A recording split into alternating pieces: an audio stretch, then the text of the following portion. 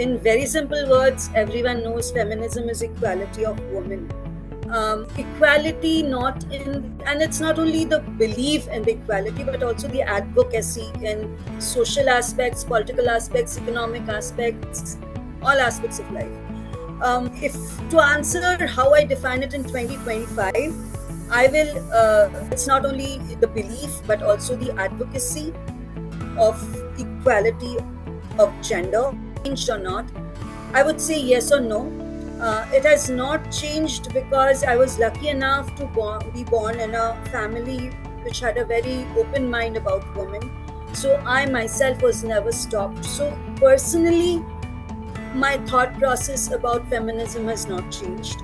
But you will see that feminism has really evolved. They say that there are phases of feminism, and this I think is the fourth phase that's happening.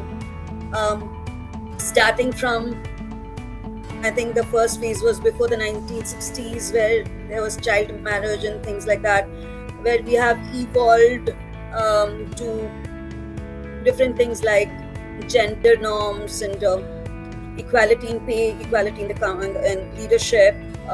To right now, we have, after the 2010 is I think the fourth phase, which has seen a huge change. So after the 2010, the fourth phase, the social media has also come in. So the advocacy has significantly increased. It has had a very prominent role to play in feminism, I would say. So things like reproductive rights, body positivity, trans inclusivity, all these are also included in feminism. Even language, so to say. So if you're talking about language, for example, chairperson, we say chairperson, we don't say chairman anymore, you know.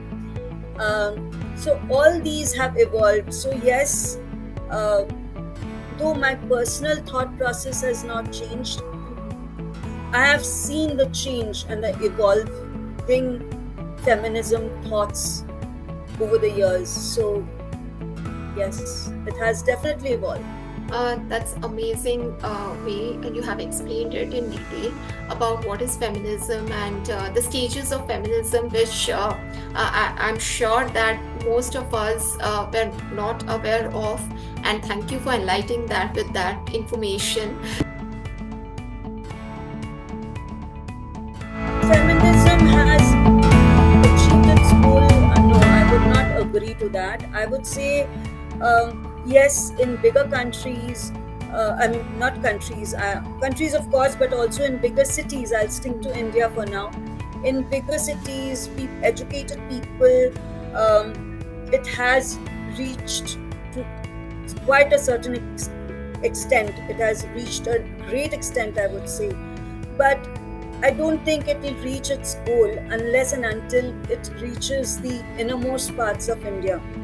And we are all aware that in smaller cities and villages, it still plays a huge role, starting from killing of woman child, which is much, much less, very nominal nowadays, I hope, till to dowry, to women children not being educated, not getting the opportunity, child marriage. I still see violence in the family, all that, you know. I mean, it's until and unless that is achieved, I would say that we have not achieved its goal. I also want to stress on the mindset of people. You will hear me say this throughout again and again, that I think even a lot of educated people, not in the recent generations, I would presume, but at least in the Generation X, or to some extent even the millennials, they still have a thought process of differentiating, of this differentiation of women taking care of the household, even today, even in big cities, I would say, Maryland for that matter, women, even if they work, even if they have achieved a leadership role, they are expected to manage the household and then do that. Yes, yes, of course. So we have become multi-tape to manage.